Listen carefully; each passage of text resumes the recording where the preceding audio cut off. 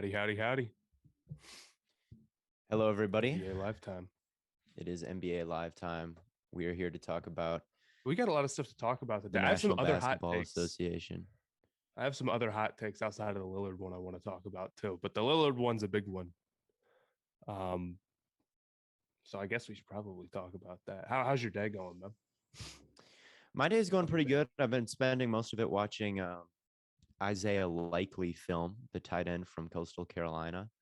I just wrapped that up. I think I'm going with about a third round grade on the dude, so that's not so bad.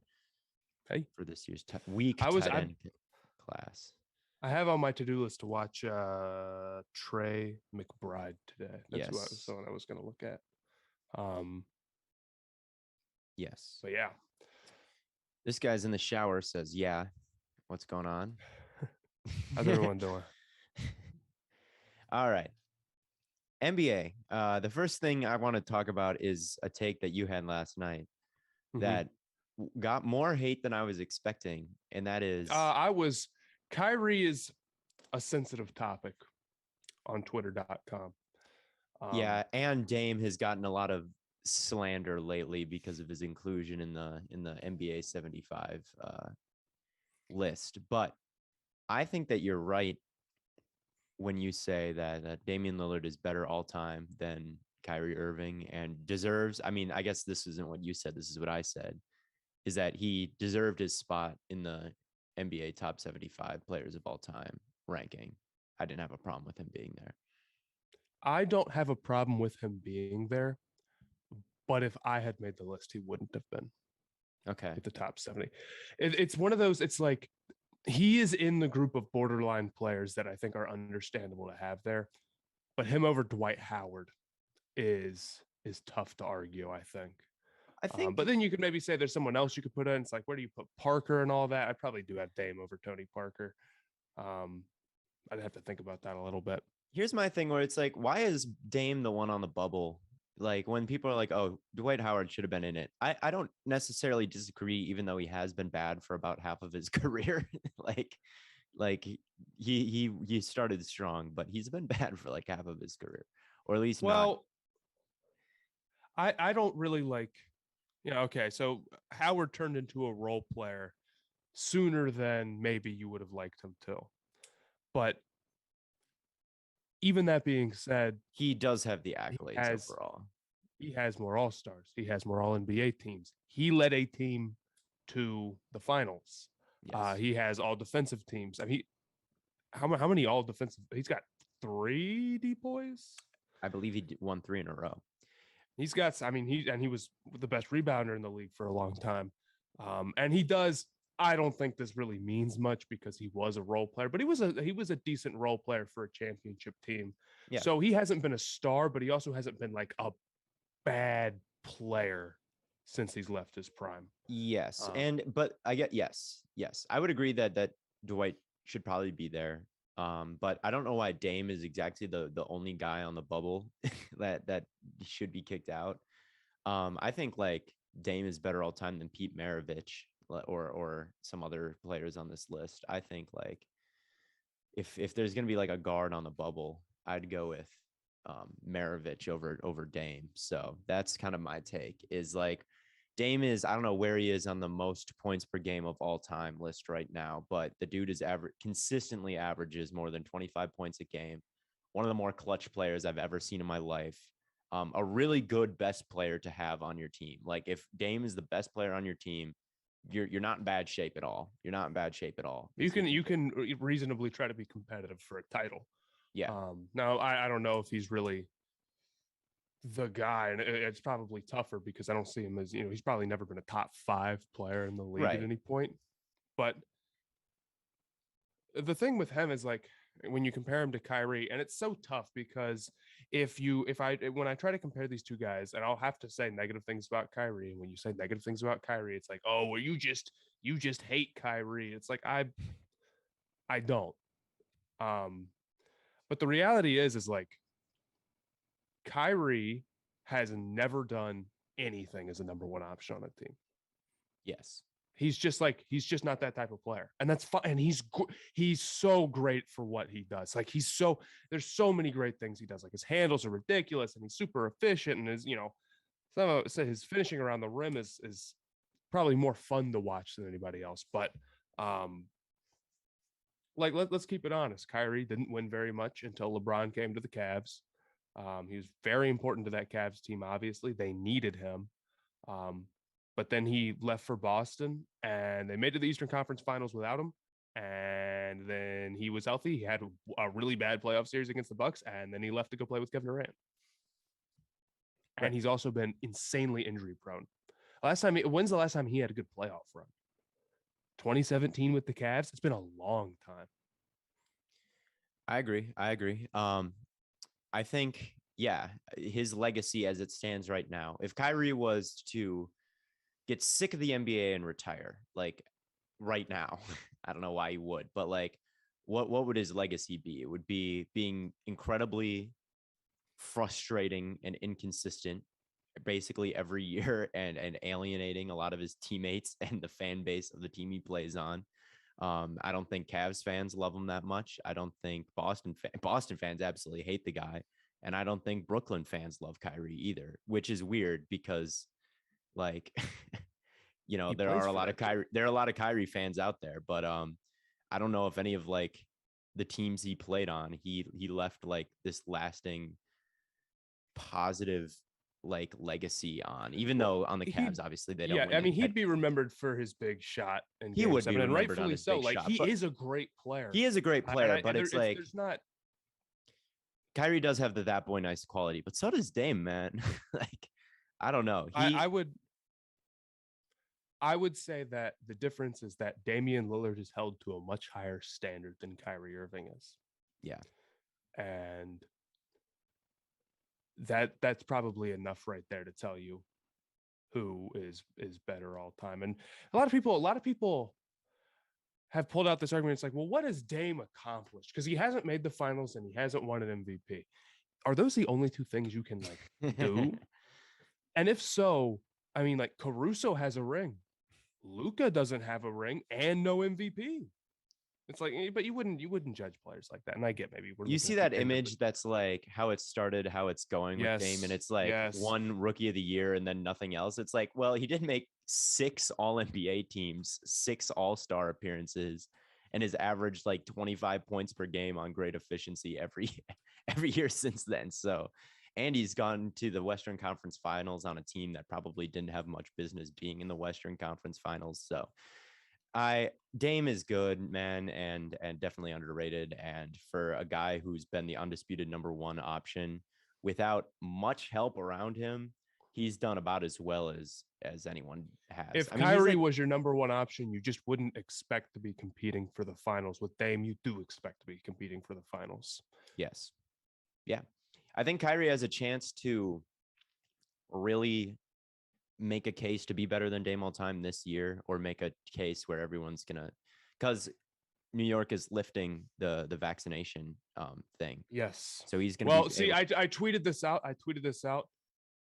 He could, if Kyrie goes and has a great playoff run and the Nets get another championship, all of a sudden it's like the resumes start to get a little bit tough. But Dame is definitely super underrated right now. I don't know why people act like there's just a bunch of players running around out there with 6 all NBA teams under their belt.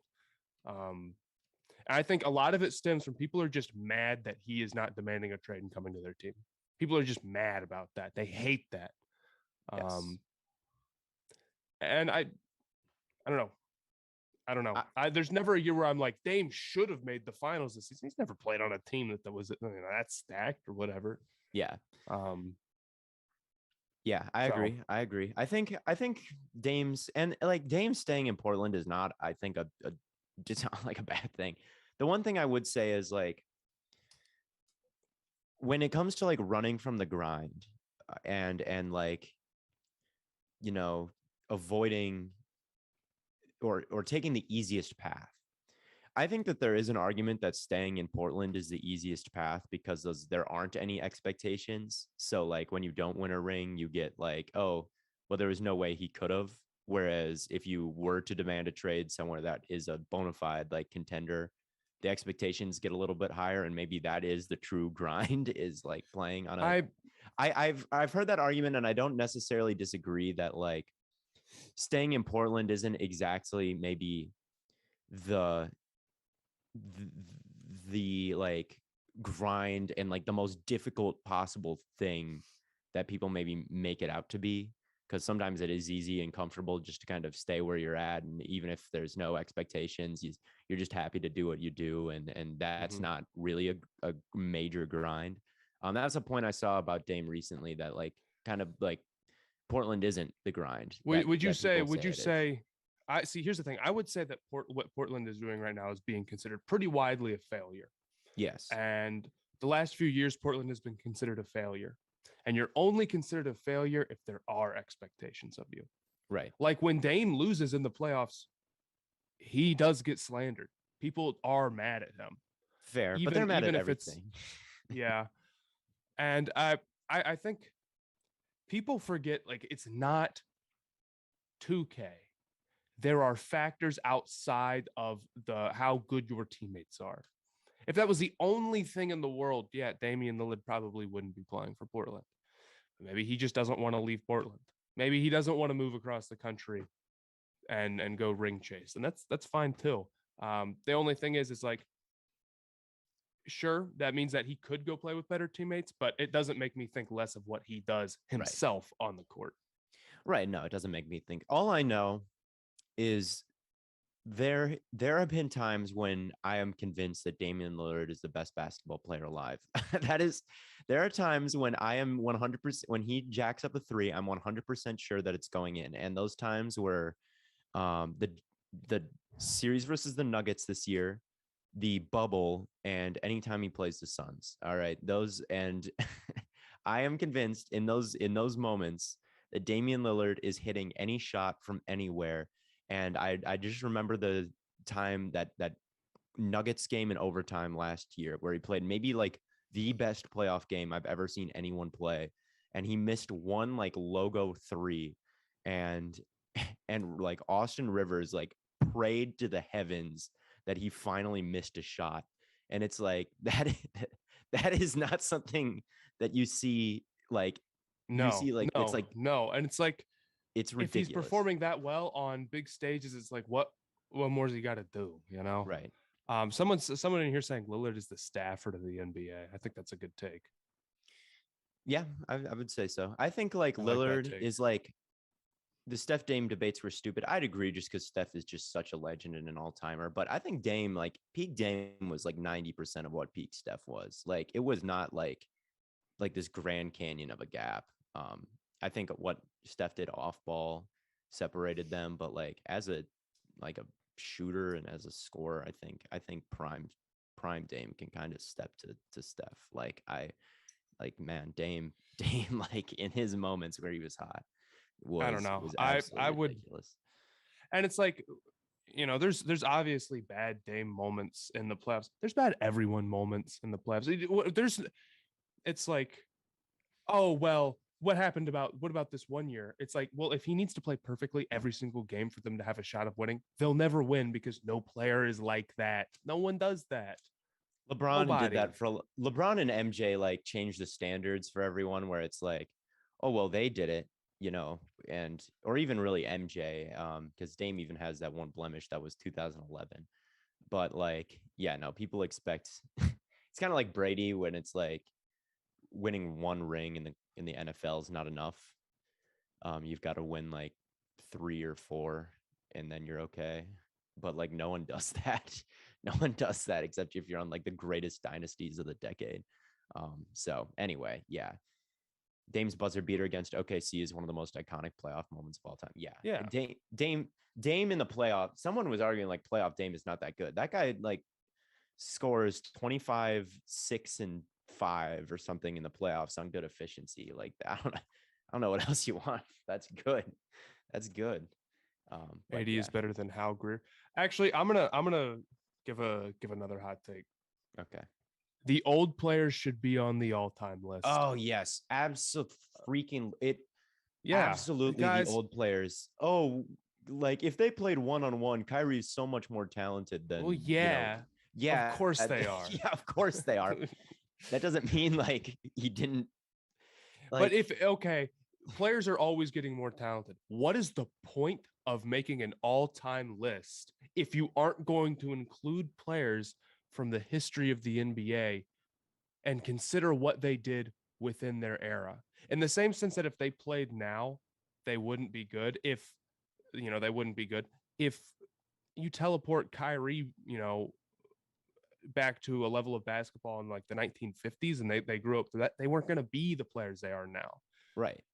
The hard part is doing what you do in like your era. put like current, I don't know who's someone like, if you were to put like current, I'll say like Lou Williams in the 50s, he would like current what, like as he is right now with all his skills, he would obviously be the best player there. Are you really going to rank like Lou Williams above like Bob Cousy all time? No, you're not. It's stupid. You should rank greatness about how you performed in your era. If you were this far above all your peers in your era, that's like greatness. It's not like, okay, well, in my make-believe headcanon where this never actually happened, he's not that good. It's like, okay, well, that's not real life. Okay. What's real life is what he did. And that's like, absolutely the old players need to be on there. Absolutely the old players need to be on there. Everything is so everything improves over time. So it's stupid to compare them. You can compare them, but you should compare them by what they accomplished and how good they were and how much they affected their team winning in their era.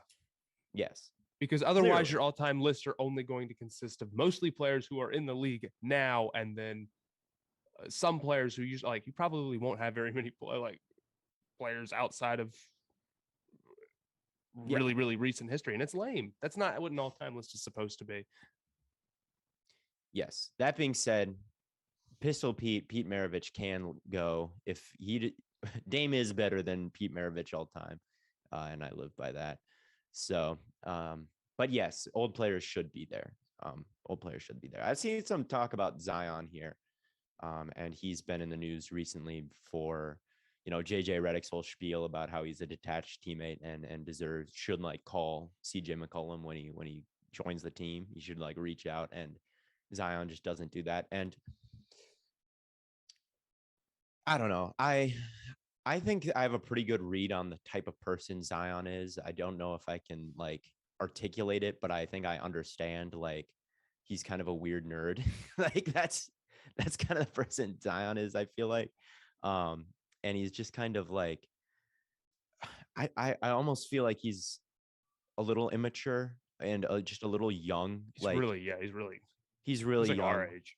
Yeah. So, but like, yeah, no, he doesn't quite embrace the grind. Like, I feel like this might be slander because I don't know the guy, but he just seems like a little naive or shy. Yeah, shy and just like kind of a nerdy guy and not this alpha personality. Like, I think that is what it is.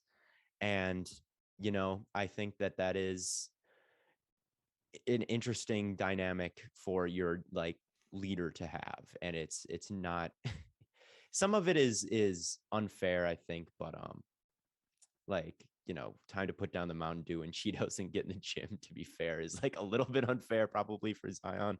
But I do think that like Zion's personality is just not, this alpha type of dude. And that's what I think like what you want from a leader. And I think JJ's right to say like, but there's nothing you can really do to change that is the thing. So I don't know. You understand what I'm saying? I do. Yeah. It's the Zion situation is a tough one.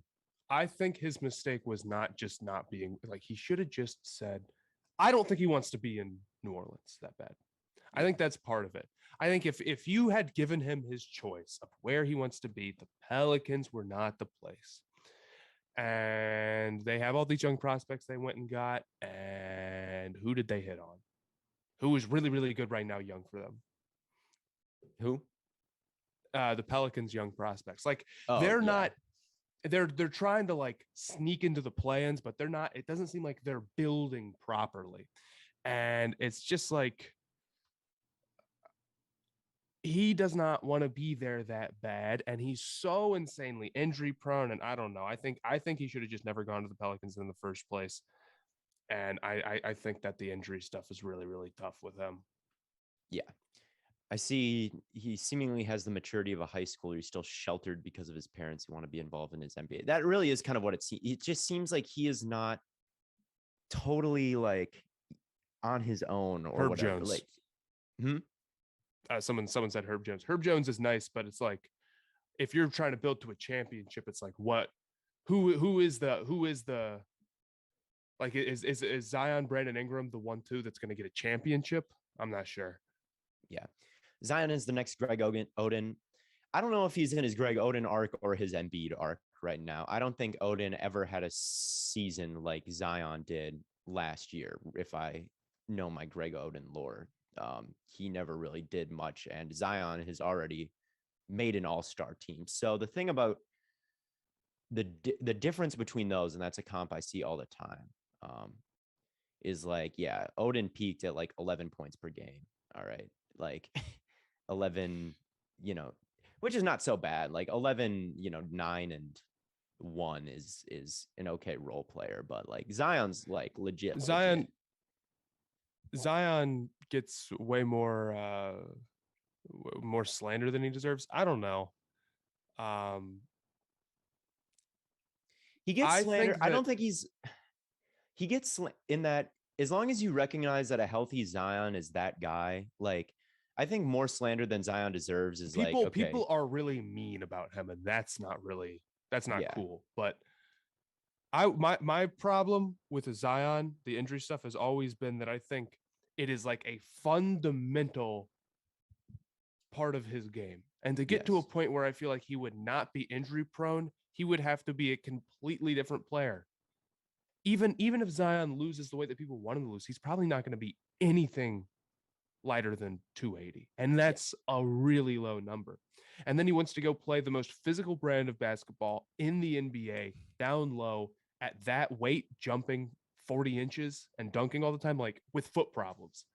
How is that going to just stop being a problem? Yes. And he's just not, yeah. And like someone's here, like, okay, Embiid's work ethic is way better than Zion's. I don't know about like, I guess I don't know what Zion's doing behind the scenes. It doesn't seem to be a whole lot. But like, yeah, I don't know. He's definitely not the alpha and the mentality that Embiid has, where Embiid obviously just wants to, obviously a hyper competitive guy. I remember one time when Ayton got drafted number 1 overall, they comped him to Joel Embiid. And Joel Embiid was like, never compare anybody to me ever. And it's like, he's the number 1 overall pick. That's a compliment. If like the best player in the draft could be in Joel Embiid, like that's good. And Embiid was just like railing against it on Twitter. And Zion is just like, again, Zion is quiet. Zion's not going to reach out to anybody. Zion, he's just shy. He's got bad fashion sense. He doesn't know he's a weird nerd. He's a weird nerd. I know that is Just like me for real. He's like me for real. Yes, he's quiet. He's not going to reach out to his new teammates. Going to dress in the anime fit, which is he needs. Ayton also needs the alpha gene. All right, Ayton does not have the team leader gene either.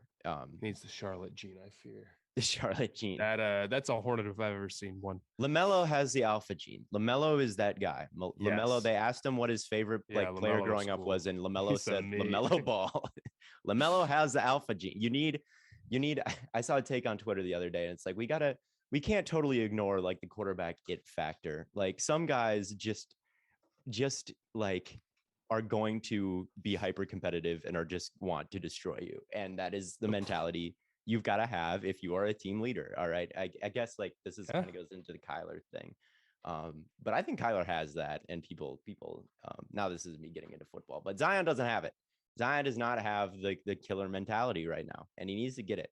All right. It sounds like some old boomer thing that people say, but it's true. It's true. I think he needs to get healthy. I think his feet. He needs to get healthy, and he also needs to. He also needs the killer mentality. To get healthy, he needs a better mentality. All right. He needs. If he had the alpha mentality, his foot would be fixed right now.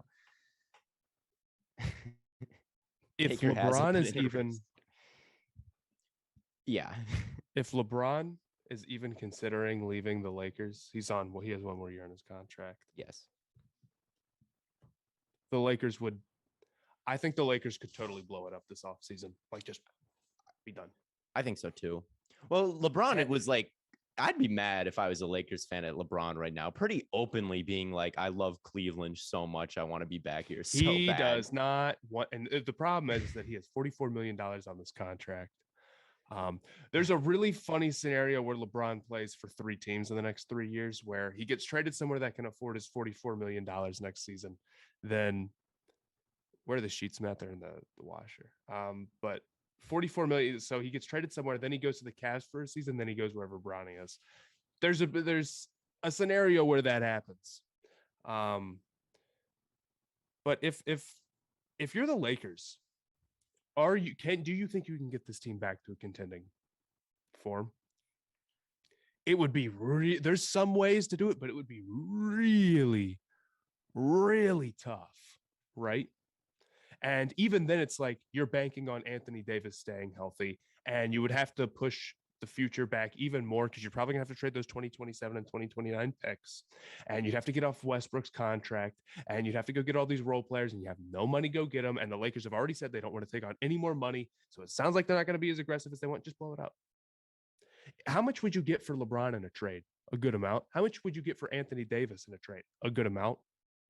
More than you would have given up. Like they're missing 4 first-round draft picks right now, 2 pick swaps, 2 actual draft picks. You would get far more than that back for trading those 2 guys, not even debatably. Is Bronny a lock to make the NBA? Well, here's the thing. He is if getting him means you get LeBron. All right. If that's a free LeBron and LeBron is still like a pretty good player at that point, yeah, Bronny's a lock to make the NBA. And it's the funniest situation ever because well, it depends. It depends. Look, this all hinges on LeBron being worth like going through all this for. And this entirely hinges on that. If LeBron is not that good at age 40, like, right? That's how old he's going to be when Bronny's in the league or something. I don't know, but like, well, the thing is like you can get the 60th pick in the draft for cash considerations. Let's say you're in a world where LeBron is like not even an all-star, but just kind of like that, like more than a role player, less than an all-star category. And he was willing to come play with Bronny for the minimum. If you had him, would you give up cash considerations to get the 60th pick to draft Bronny to get LeBron for free, pretty much? Of course. Yes. LeBron does not need to be that good for somebody to do it. Right. Yeah. So he's basically a lock for the NBA. But it's funny because like once you get Bronny, do you have to play him like a lot of like is LeBron gonna go coach mode and like get Bronny all these minutes and like I have no idea either. It's gonna be so sick. It's gonna be so sick. Yes. I mean, I saw a report that like scouts think Bronny projects as like a 2nd round pick right now. Well, I mean, he's he's like 40 something in his recruiting class. Okay. So he's legit good if you're that high on your recruiting. Like he's legit draftable. Yes. The recruit. But man, if LeBron is still like an all-star and he's willing to come for the minimum, Bronny would be worth, I think, even as a lottery pick. He'd be worth a lottery pick. Yeah. Yep. He would. He'd be worth like the number 1 overall pick in the draft. If it was like you could.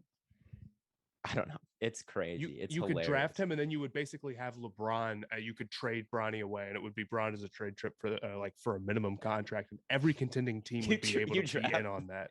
You trick LeBron and trade his son away after he joins the team. Well, you wouldn't. You would draft Bronny and then trade him to another team that would want LeBron. It would be. It's just such a weird situation. Who knows what's going to happen? Yeah, I'm pumped. I mean, I'm really excited for it. I'm excited for it. In the future. It's going to happen in like years and years, but it's going to be recruiting. Yes, no, it's going to be hilarious. Yes. But yeah, no, that was a story that I thought was hilarious. And just in general, yeah, I agree that LeBron doesn't like again, when he was in Cleveland, it seemed like he wanted to. It seemed like he was pretty openly like, I want to be back in Cleveland, and um, yeah, that would probably hurt if you're the Dude, Lakers. he don't want to play for the Lakers anymore. He does They not. didn't. They have to be really aggressive to be competitive again. They aren't. They weren't aggressive. So It's a LeBron thing. I mean, he came to the Lakers, and when he came to the Lakers, people want to play for the Lakers because it's a good shot at a ring because LeBron's there, and it's you get to play in LA. So LeBron recruited his friends, and it was good for a while, and then he recruited Westbrook instead of Healed, and it didn't work out. So now he's gonna it didn't his little plan like ran its course, and now he's gonna leave, and that's what he's done like a bunch of times. And it's okay because it has gotten his team a ring in each of the spots. It's never not worked. It works every time. It does work. It gets a ring. It doesn't leave the team in the best spot, but it is worth it if you get a ring. It is, because there are fans out there who will go their entire lives and not see their team win a championship. It's hard to do. So if you can get one ring out of whatever, it is okay. But it happens in LA, and LeBron played with all his friends, and now he flew a little bit too close to the sun, and he's going to leave the Lakers in shambles. That's what's going to happen. Well, I don't think they'd be in shambles. If they blow it up right now, if they do it before it's too late, and because teams always have to like, no, we'll be competitive, and then it's like Anthony Davis is the number one, and he plays 50 games, and they're not. But if they blow it up right now, and they keep Westbrook or they buy him out or whatever, you're not keeping Westbrook for the sake of like that, but like you would have all the assets in a year's time. You'd have one tank year. Okay. Then in a year's time, you'd have all the assets you got from trading away Anthony Davis and LeBron. And I know you'd lost those 4 picks, but it'd be more. You'd get more back than you gave up. And then all of a sudden, Westbrook comes off the contract, off the salary cap, and you would have like who under contract? Almost no one. And you could potentially have like $100 million in contract as the Lakers with the assets that you got from Anthony Davis and Bron.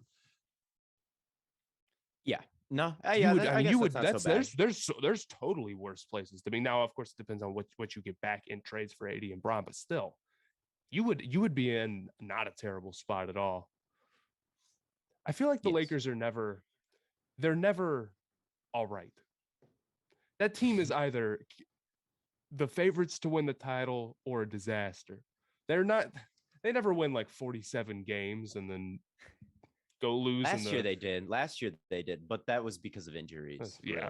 Really. They went into the season as they're never like Portland, where it's like they're good, but the expectation is that they're not going to win a title. And I guess they were sometimes with like Kobe, but they still had like Kobe, Yeah. Right. Matt, your mic is beeping. Did my mic is bad? That says, Matt, your mic is beeping. Oh, I don't hear it. Did we react to the top 75? We reacted. I don't know. My entire thoughts on the top 75 outside of just Lillard is they did a good job. I thought like that was a pretty solid list all around. There may be one or two things I would change, but overall, I thought they did a decent job with the list. I thought everyone who was in that building for like the whole like ceremony was like there was not. That was like a pretty damn good collection of legends, right? I don't think they like snubbed anyone super egregiously. Maybe I'd probably substitute like Maravich for Dwight Howard, and that's probably about it. It's tough because the way that it works is you just add 25 players. You can't remove old players. Yeah. So I don't know.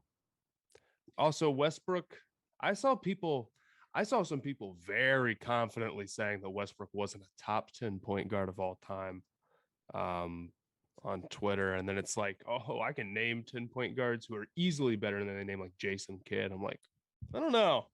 I'm not Clay is not that great all time, in my opinion. I like Westbrook averaged I understand Westbrook's problem, and I've been a Westbrook hater for a minute, okay, but you do kind of have to recognize that the dude has an MVP MVP and averaged like the most insane stat line ever in a season and brought some Thunder teams to the playoffs as their best player. And I understand about the efficiency and all that, but I don't know, man. What Prime Westbrook was was not a bad player by any means, and I don't know. Clay did not deserve to be there. That's my thing. Clay, probably one of the best 3-and-D players of all time. Really, really valuable to those Warriors teams. Like absolutely one of the best shooters ever. But like Clay is a number 2. Like Clay is just a number 2, and if he was your number, like there's clearly a gap between like him and Curry and the like what those two offer for your team. I think I don't really see it with Clay being in the top 75. Like a lot of people are talking about like Westbrook's prime. Westbrook did not have that bad a longevity. It just seems like he did because he's 33 and out of his prime. But 9 all NBA teams. That's ridiculous. Yeah. Insane. I think that's how many Chris Paul has. It's like he was really, really good. And I don't wish to change anything about the 2016 season as a LeBron fan. But man, it really sucks. The narrative from that season is that it's like Westbrook or Kevin Durant's fault that team lost. And like, it's partially that, but the big problem with that team was how it was built and they had no spacing. And I wish Presti had done a better job building the teams around Westbrook and KD. Yeah. I'd agree. Well, yeah, Westbrook. I'm not the world's biggest Westbrook fan, and I never have been. But I did not have a problem with him on the top 75 team of like that. He's again 9 All NBA. Like the dude's resume is legit. But yeah. John never scored more than 30. Stockton. Is that true? Did he never score more than 30? I thought he has like a really low career high, but I don't know if that can't possibly be true. He never got hot from 3.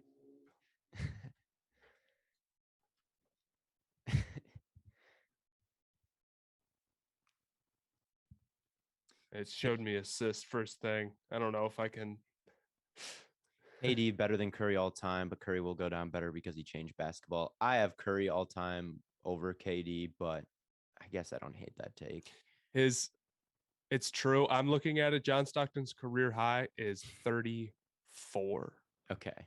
Which is that's still hilariously low for somebody who played an insane amount of NBA games. Yes. He had like 10 games scoring 30 or more. But yeah, I do think Stockton's probably a little bit overrated. Kyrie or Westbrook? I'd go Westbrook. I mean, I think Westbrook deserves to be on that top 75 list more than Kyrie does. I think Westbrook's better all time.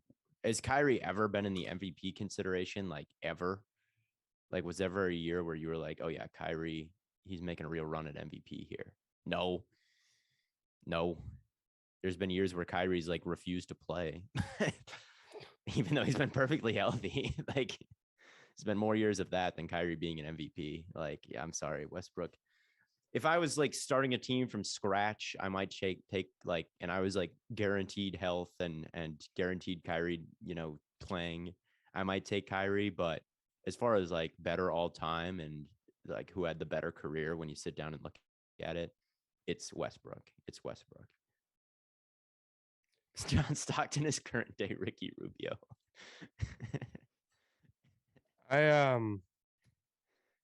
Stockton saved by having the all-time steals and assist record because he played 3 million years and he's never, a prolific playmaker and defensive merchant. Prolific playmaker merchant. Mikal Bridges is better at rapping in basketball than John Pass Merchant Stockton. Yeah, that playmaker, no room for a playmaker on the top 75. Scoring, where's T-Mac? All right. He really is a Karl Malone merchant, is an age merchant. He's a play games merchant. So he's a health merchant. I'm sick of it. But no, he played like 82. He maybe missed like 20 games his entire career, and he played until he was 40. It's insane. A real NBA player misses games and retires early. That's hold on, let me. I think he played like maybe like 12 or 13 straight seasons of 82 games every year. What a yeah, he's a being healthy and productive merchant. Screw that I'm guy. sick of it. I need a being injured and prolific scorer. That's If you're really that good, you don't need to play every single game. Oh my god, dude. Was Kawhi on the All 75? He was. I Yeah, saw him in his jacket. He was yeah. wearing a hoodie over his jacket. That's funny because Kawhi has less career points than Andrew Wiggins. And like, I think that's such a funny stat. He's like the opposite of John Stockton. Kawhi is the opposite of John Stockton in that he is the opposite of a volume stats merchant. I wonder what the Kawhi narrative would be right now if they hadn't beaten the 76ers in that Toronto in that playoff series. That would be if that shot didn't fall. Yeah. If that shot didn't fall, they lose in overtime. He'd be viewed as like a good sixth man. He'd be viewed like Tony Parker. He'd be or Manu Ginobili. He'd be viewed as like a Spurs role player that had some nice had a pretty nice season on the Raptors. He'd be viewed like Manu Ginobili or something. I don't know if that's true or not. I'm just spitballing. I don't know. Slander every single person on the top 75 list. That would be funny. MJ, that's a modern day DeMar DeRozan with a gambling addiction. You put him in today's era. He's A, getting suspended for his gambling, and B, not a good shooter, and C, he's just DeMar DeRozan.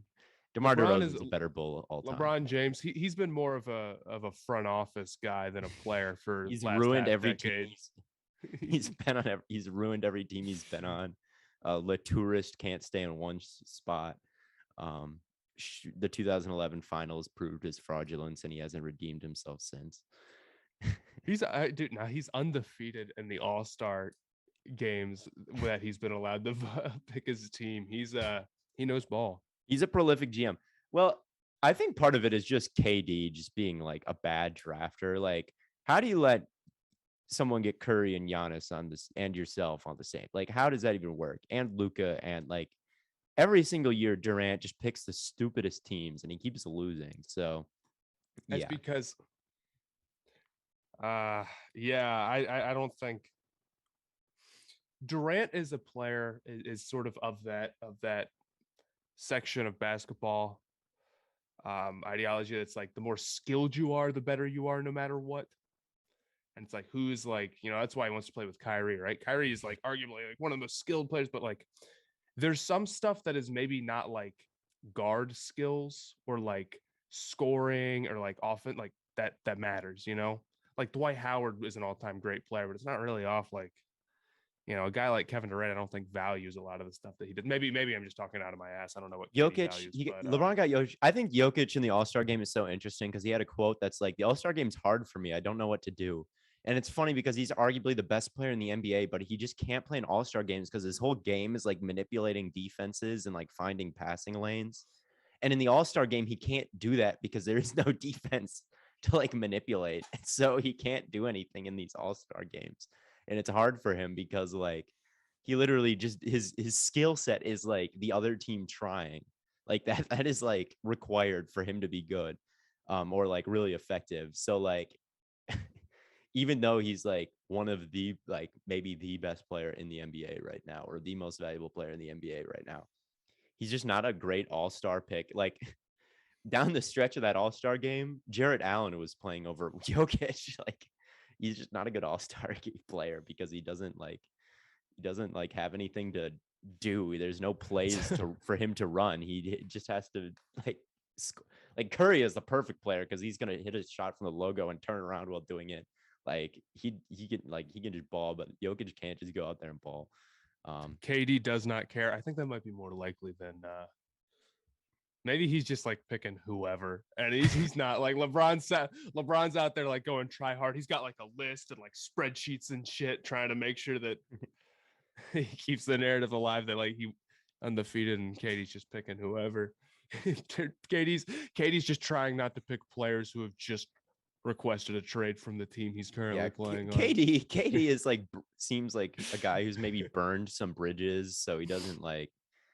Maybe Katie just picks the guys he's played the least. Like he'll pass up on Giannis because that he lost to Giannis in the playoffs, and he'll pass up on Curry because it would be awkward because they played there before. LeBron is the one who doesn't care.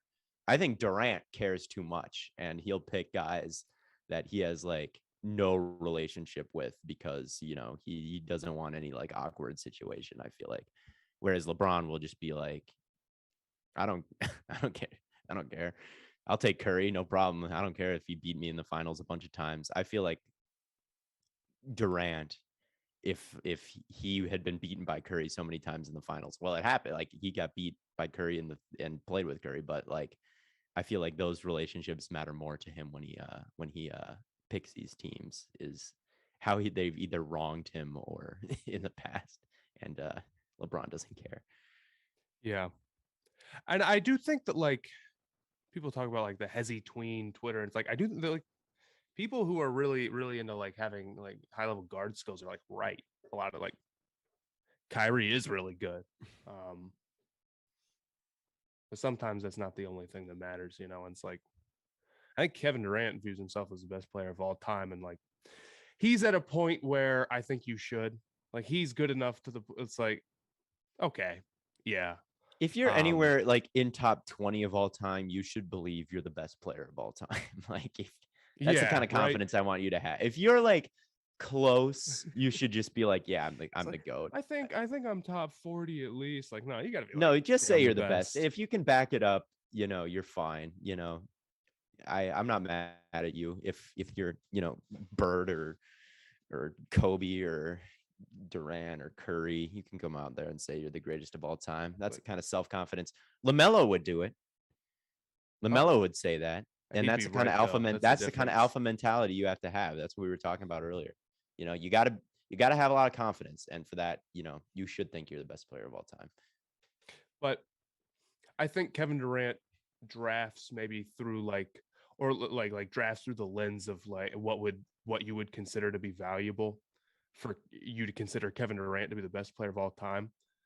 And there is a way you can look at it to say KD's the best. I don't. It's not what I'd agree with, but there is sort of like an angle to it. Yeah. It's not a good path, but it is a path. I see where you're coming from. It's like yes, it's like if when you go out and play basketball, you think like, what are the hardest things to do? And it's what Kevin Durant does as good as pretty much anyone else, but he's also like near 7 feet tall, and it's tough. Yes. It's even harder to be good at those things when you're that tall. So I do get it. Yes. Celtics can easily win a ring this year. I think I'd take the easily out of that for sure. I don't know if they could just easily go right. They're not eliminated yet, so they can. But easily, I don't know. They can just like go by the Bucks real easy and the Heat real easy, and then beat the Warriors or the Suns. And then they'll just blow right through all those teams. The Boston Celtics. Look, I'm a big Celtic. I've been singing the Celtics praises here these past couple of weeks. I like the Celtics. I think they can win. But I don't know. I think I'd definitely take the easily out of that. But what are my thoughts about the Suns without Chris Paul? Bad. They're doomed. They are not in a great place, but they are so well coached at this point, and they're deep. And Booker is that guy. That's the thing. They still have that guy on their team, and his name is Devin Booker. And Booker, combined with a bunch of high-level role players, is still going to beat a lot of mid to bad teams. Will they be able to go toe to toe with like the hardest teams in the league and win without Chris Paul? Probably not. Will they drop down a few seeds? I would probably assume so. But I don't think I see them falling farther than like the 4 seed, considering they have a 12-game lead on the Jazz right now. They're 12 games above the Jazz. And let's see if I can find their schedule here. I still think they're going to be above 500 as a team without Chris Paul. I expect them to win over 50% of their games. So Right now, they're winning like 70% of their games or something ridiculous like that. I don't think I expect that pace to continue. But Who is like, the biggest? I'm sorry, I didn't mean to interrupt you. oh, I'm just looking at their schedule. Oklahoma City, win. New Orleans, win. Utah, maybe a loss. Portland, that's a toss up. Knicks, win. Bucks, loss. Magic, win. Miami, loss. I don't know. Houston, New Orleans, Sacramento. Like I'm seeing. And then by that time, it's already March. All right, you're fine. They're fine. Yeah, they're not in terrible shape. Maybe they drop a seed, but I mean, you could also look at it as Chris Paul be a little bit more fresh for the playoffs. Yeah.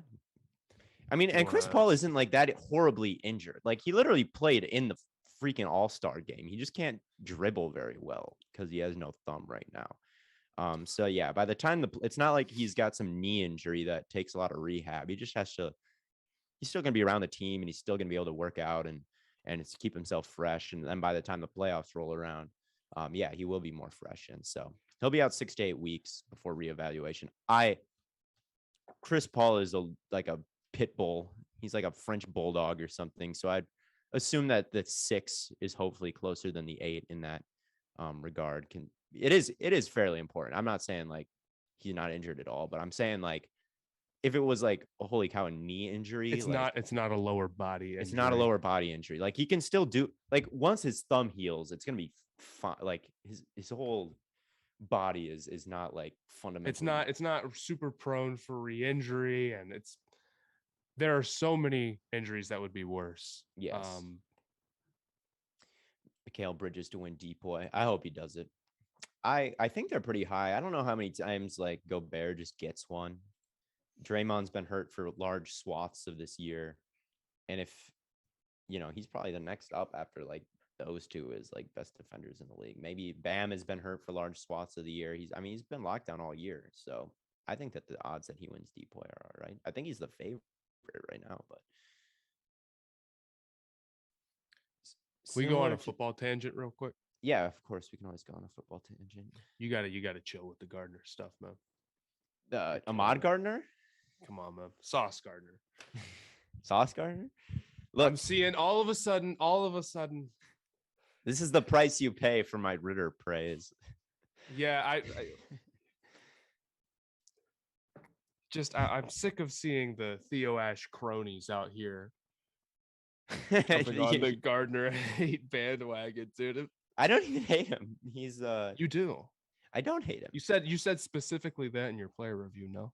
I said I hate Ahmad Gardner, and I think that he sucks.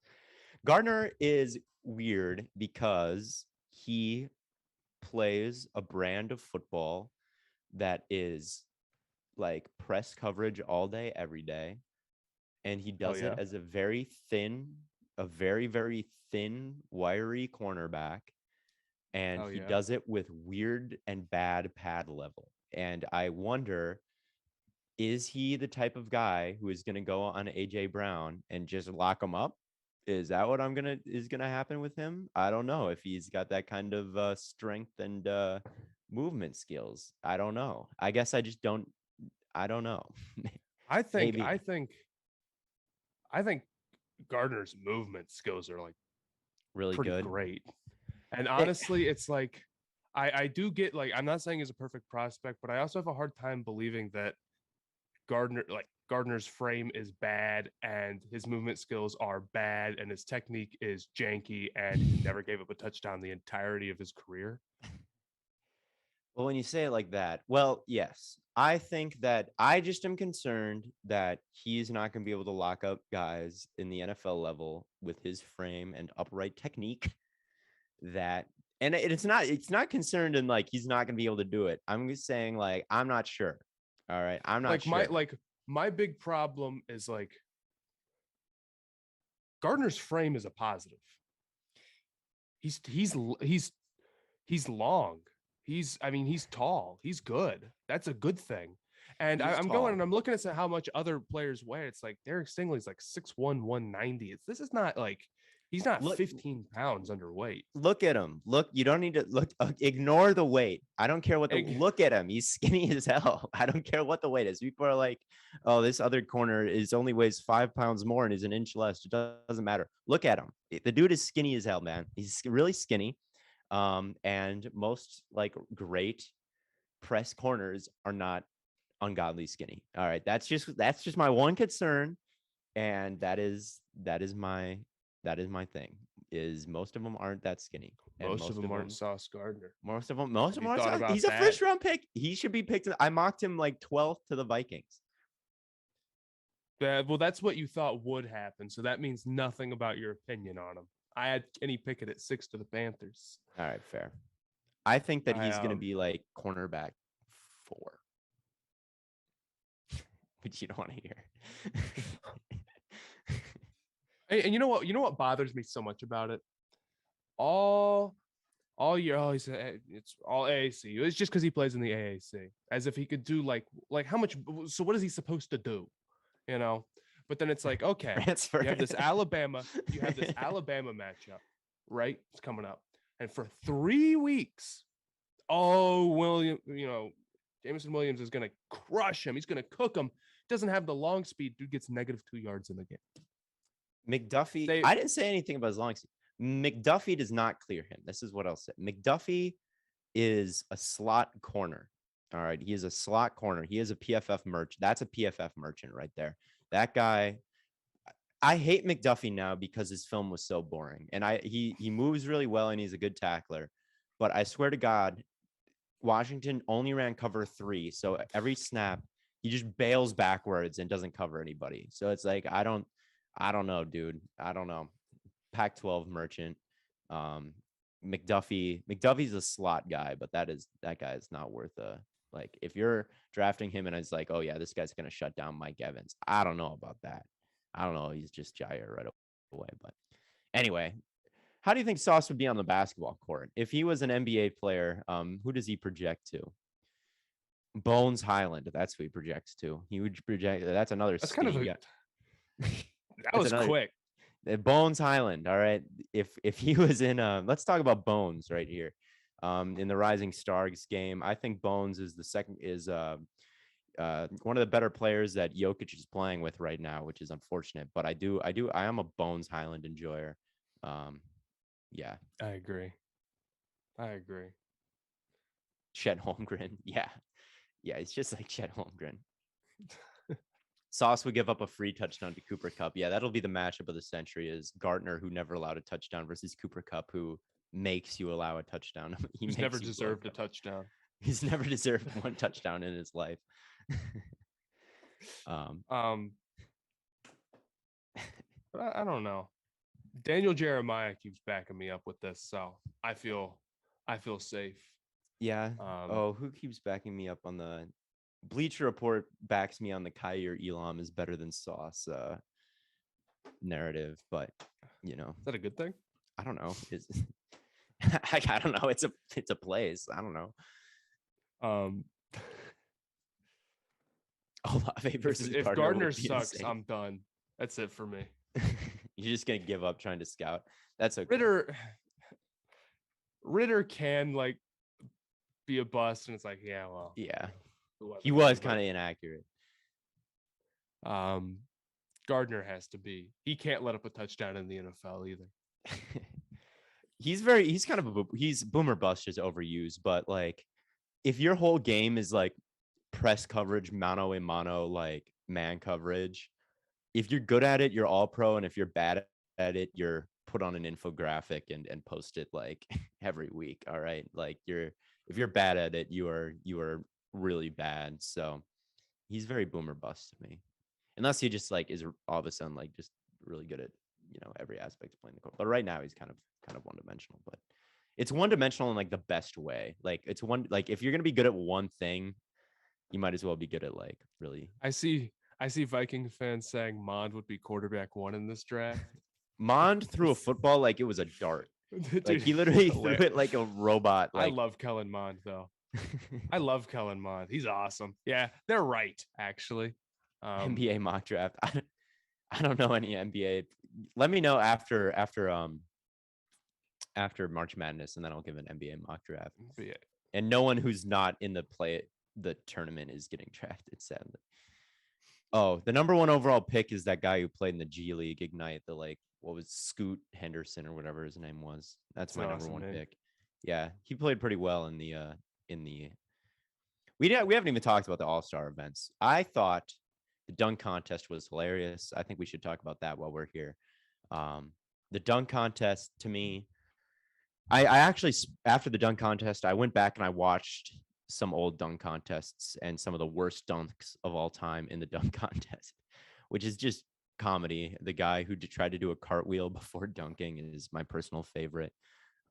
Failing the cartwheel and then doing just a normal ass dunk after that. It wasn't like, oh, what's that? I'd like someone to just take it up, just super simple, just throw what score are they going to give you if you just off 2 feet under the basket? Well, that's what this guy did. This guy did a cartwheel, a bad cartwheel, and then he did the dunk, doing one right after the other, made them both more impressive. But it didn't. It was just a bad cartwheel and then a bad dunk. It was the funniest thing. But Birdman also had a terrible, terrible dunk. But here's what the dunk contest needs: more camp. It does. But I don't know. It's the dunk contest is tough because there's just so many things you could do. There's just only so many things you can do. And unless you're literally at the cutting edge of what is humanly possible, people are oh, that was. And every year there's a bad dunk contest where the guys either aren't creative enough or are creative but can't get the dunks to go down because they haven't had enough time to practice. It makes other players who would be more interesting to watch look at it and be like, I don't want to do that actually because those guys are getting crushed for it. Jalen Green was getting crushed on Twitter. They're like, you know what? I just want to go enjoy the All-Star game because you don't really need to prep for the actual All-Star game. You just go out there and whatever. I know how to fix the dunk contest. Enforce traveling. How does that fix the dunk contest? I don't want to see penalties. I think, and this is the thing about when people always talk about the All-Star game. Every year, it's we need a one-on-one tournament. That is not possible because no one wants to lose.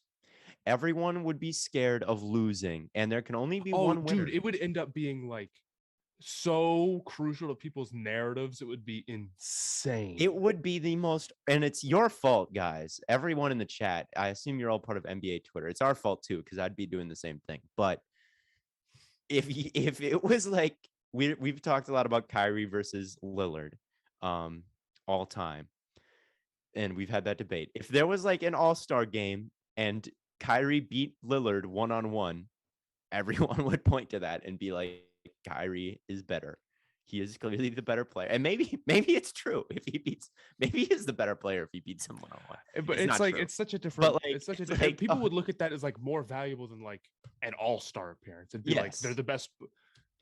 No, people would, if you got postered in that, your career would be over. So no one wants to lose those things because no one on Twitter would be able to react oh, nice try. You the other guy just got the better of you. You'd be no, you lost. You're a loser. You are a loser. You suck. That's what the narrative would be if you lost. So, yeah, it would be. That's why that'll never happen, is because if you get first rounded in the one-on-one tournament, you're just it's over for you, and no one. I was thinking want it to be over for them. The problem with the dunk contest is there's also no stakes. It's nobody wants to go play. So maybe if you suspend the losing players for 5 games. Or I was thinking of something rewarding the winner. No. That doesn't help at all. If you lose, you get a pay cut. We're not rewarding. We're not getting a. I've seen some ideas floated the winner gets a patch on their jersey, dunk contest winner, and an extra $2 million or something, which I think is a great idea. But no, we're not doing that. We're actually a jersey patch would actually be so sick. And Jersey that would patch. be, yep. And then, Jersey and patch you is could nice. buy it and they would have it on the jersey. Dude, they should Jersey totally do that. The jersey They patch is should a great totally do idea. The jersey that. Yep. patch is a great idea for both 3-point contest and the dunk contest. It's half baked, but I'm into something with Trap. Something there needs to be penalty. The refs need to get involved to fix this. Actually, if you jump with the ball in your hand, that's a dunk attempt. It's the dunk contest. Stop giving the. I watched 4 attempts for 20 minutes, and then the judges are like, "Yeah, you still got 3 more." No, none of that. Imagine Like, if KD got eliminated in the first round of a 1v1 tournament. His legacy would be ruined forever. It would be if he couldn't win one-on-one. That KD could not possibly go play that because I mean, everyone in the world would think that he's like the favorite by a lot, and that's like the whole like point of his game. And if he lost, and like also, I don't want to watch Kevin Durant play Damian Lillard one-on. Actually, I do, but I kind of do think too. it would. I don't think it would go that well for some like 6-foot guard to go play. Like what's the KD Chris Paul 1v1? You would need like a weight class. You'd need like weight classes or something. Yeah. So you don't get like, so it's not just big men posting up and winning the whole thing every year. Cause then like Aiden would win every year because he would just like back in against some guard one-on-one with no help and they would just win. But yes, one thing I thought the Rising Stars Challenge was a really good idea. I liked having the little bracket. I thought it was enjoyable to watch. People I thought it's like I thought it would be a decent idea. Was good. Yeah. I thought it would be a decent idea to. I don't have a problem with the All-Star game, and I thought this All-Star game was good, and LeBron's game-winning shot was cool, and Curry hitting all those threes was good. So I don't think the format of I really like the like play to a certain score. I think that's a really good idea for the NBA, and I think that's way more exciting. And I do think like by the end, when like they're really up against it, some more defense really does start to get played. But I think like I wouldn't be mad if like the All-Star game with like all the big players was like 4 teams in a bracket. I thought that was really cool. That would be cool. And honestly, my other thought was like if NBA overtime was to a certain like score, like first to 20 wins, like I thought that would kind of it doesn't need to change because it's fine the way it is, but I really like I like no, I wouldn't hate that. I wouldn't hate that. It doesn't need it, and that's the thing. It doesn't like need to change it, but like I do enjoy like the first to a certain score. I think that really gets I think that and really it makes you stop with all the time. Actually, it'd probably fix some timeout stuff maybe towards the end of certain overtimes and what.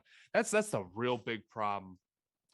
It's like the fouling at the end of games and the time. It's like it just goes on forever. Yes. And there's got to be some way. It's a flaw in the NBA's like game. It is legitimate. I can't think of the fix for it, but I think that like to a certain score probably does fix it a little bit because it would in the fourth if they played the games like that in real life, it would fix it. But it's just kind of weird. So it probably won't happen. That's its big flaw. It's kind of weird. Yeah.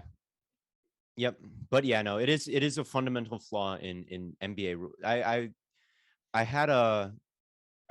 complained about NFL like fans always complaining about the refs in a TikTok a while ago. And someone asked, do you think NBA refs are worse than NFL refs? And I say, no, they're not.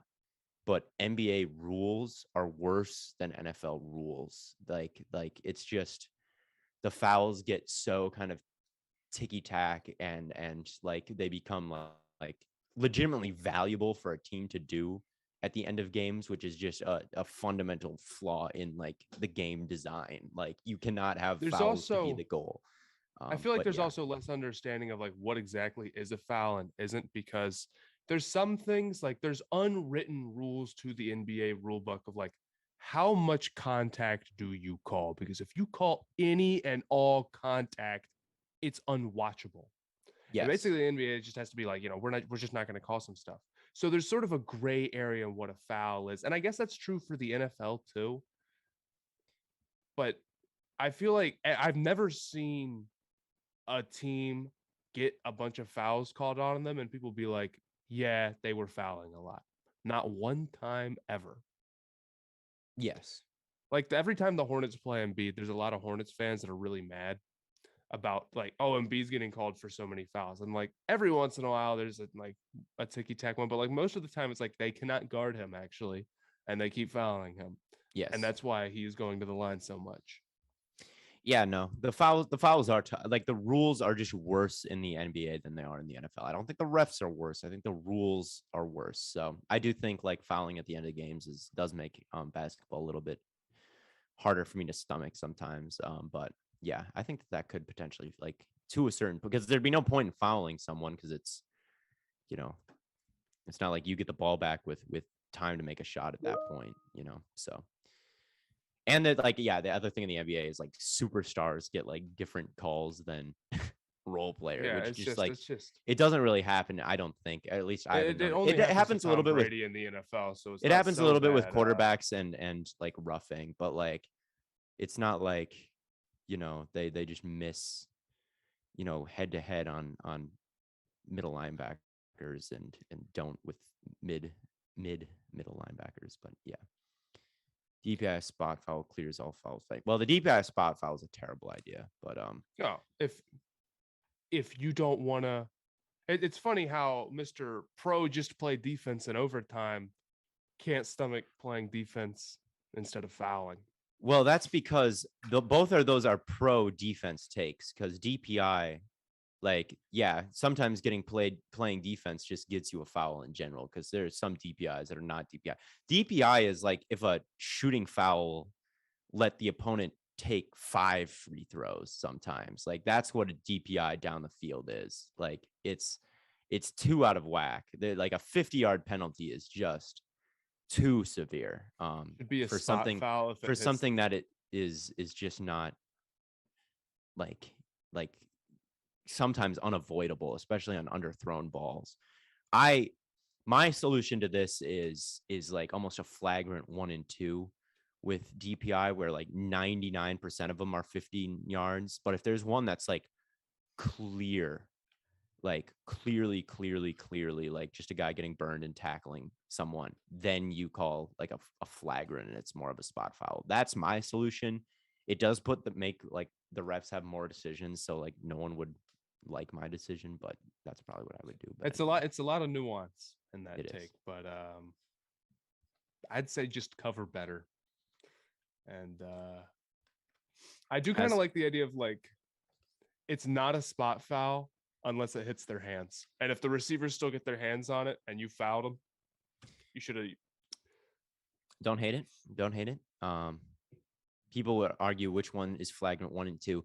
Yes, and that's why you've got to be. People would argue which one's flagrant 1 and 2, and that would be annoying. But when there's been like one time all year in the NFL, I remember watching a game and I'm like, that guy just tackled that wide receiver to prevent a big play. And it was against Lockett. And I can't remember who it was, or the Seahawks were involved somehow. And like, I think it was Lockett just got like tackled. And that was like, okay, that's a flagrant DPI. Like that should be a spot foul. But other than that play, I was like, man, these are all just like Carson Wentz wouldn't be in the NFL anymore. That's not a problem. All right. I'm sick of these underthrown DPIs being like 30-yard penalties and free points for the offense. Just play defense. That's what I'm saying. Anyway. No, I do think you're right about spot fouls. And I wish there was some way for like penalizing roughing the passer without it like changing the game completely and extending the drive no matter what. Because of all the automatic first downs with like 5-yard penalty. Yeah. I think it should just be 5.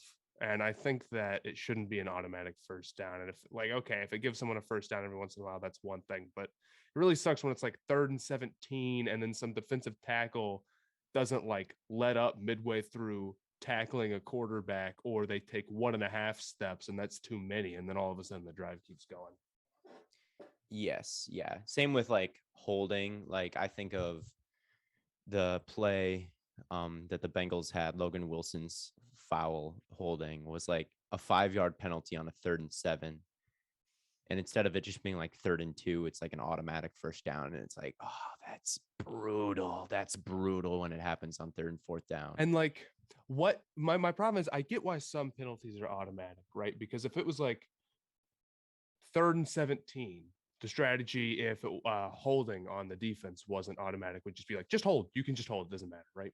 Yeah. But why is a 5-yard penalty ever an automatic first down? You know, it'd be like give it a shooting foul, just being like, and the bucket automatically counts. You don't have to shoot the free. Yes, that is what it would be like. Where it's like, yeah, that's exactly what it would be like. Where a shooting foul is just, yeah, you scored, nice job, you did it. Yeah, I agree. This is my thing. I don't like complaining about penalties. I don't like talking about refs that much, but I do like talking about how the rules can change. But yes, I agree with all these things. Every sport could probably have the rules tweaked a little bit, except for hockey. I don't have any hockey penalty takes. Hockey has the best foul like enforcement, where they put the guy in the sin bin, the box, and just make him stay there and play 5-on-4.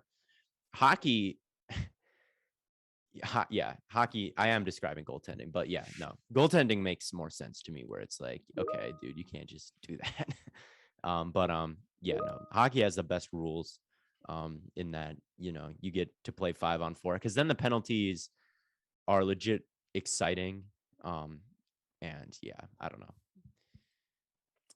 I agree. Yeah, hockey does a good job.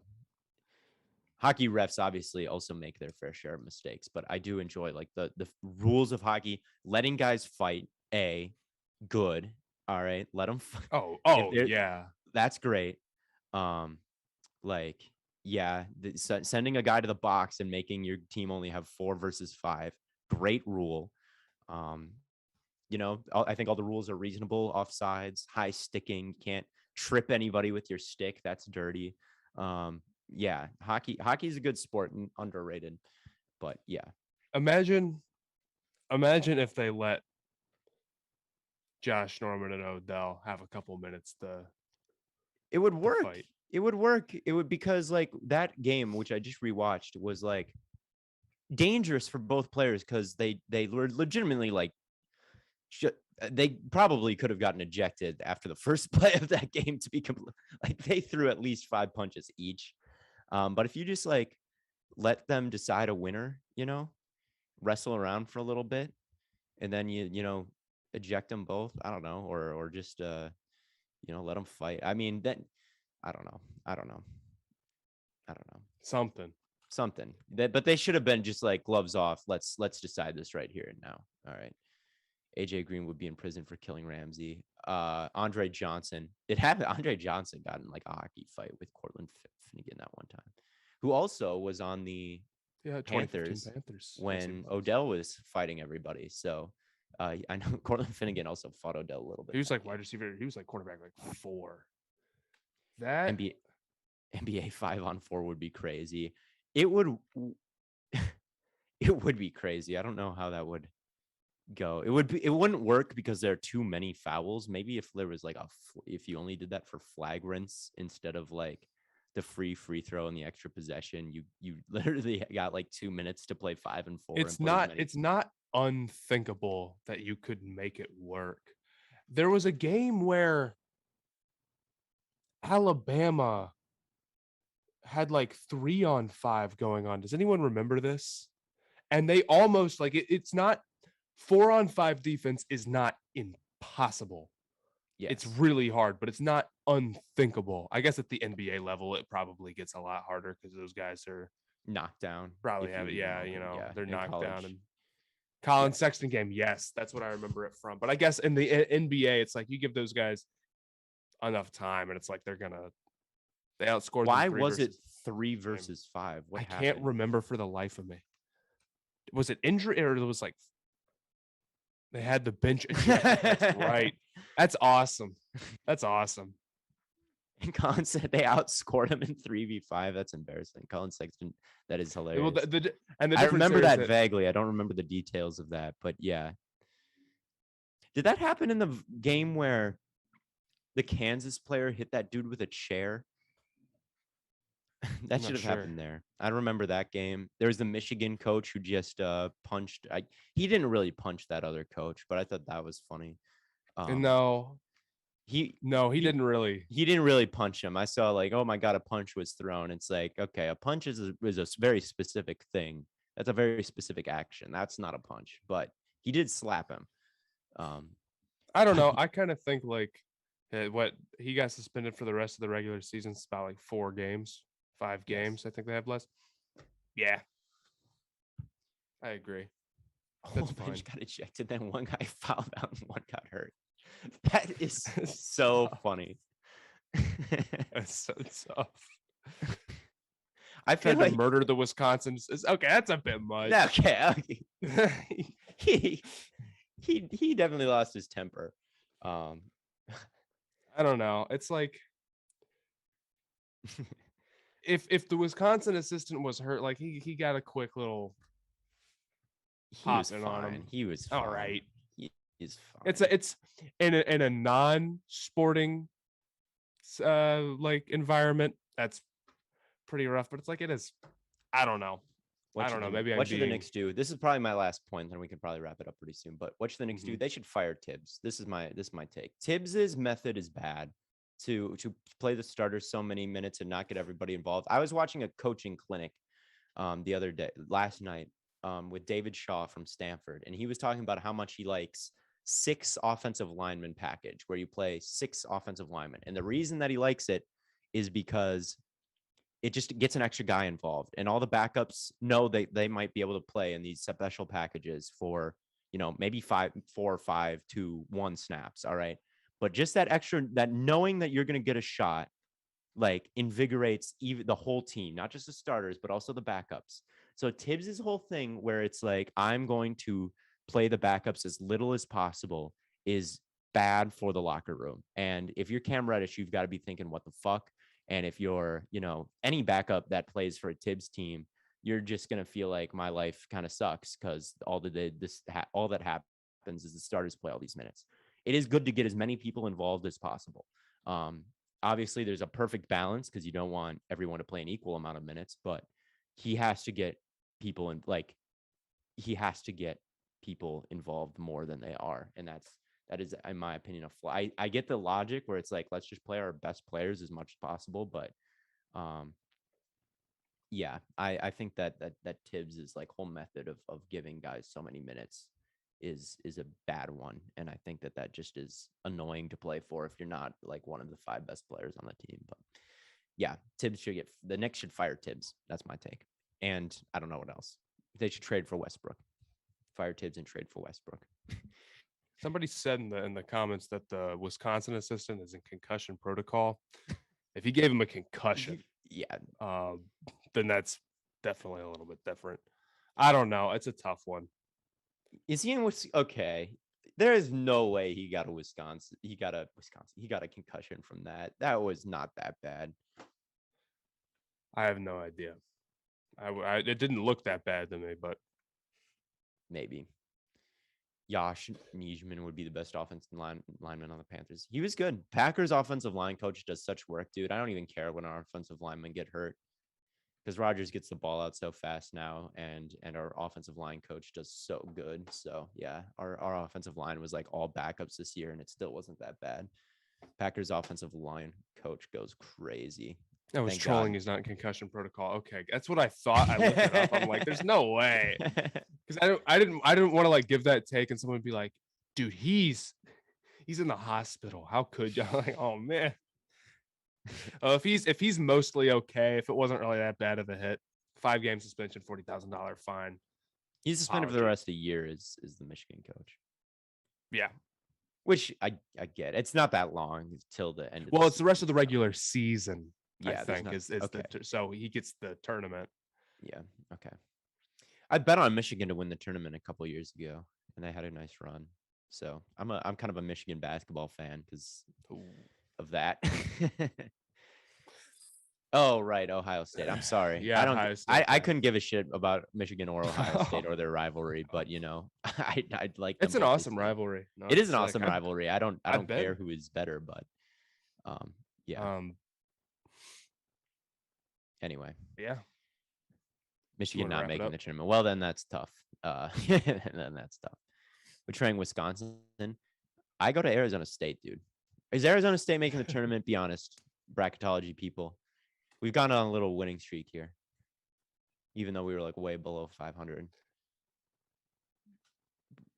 NCAA Let's see fans, what if their you watch record is. regular season college, I don't blame They you if you are don't know. they are 10-16 and ninth in the Pac-12. So So probably no. Okay, that's kind of what I thought. probably not, unless they win the Pac-12.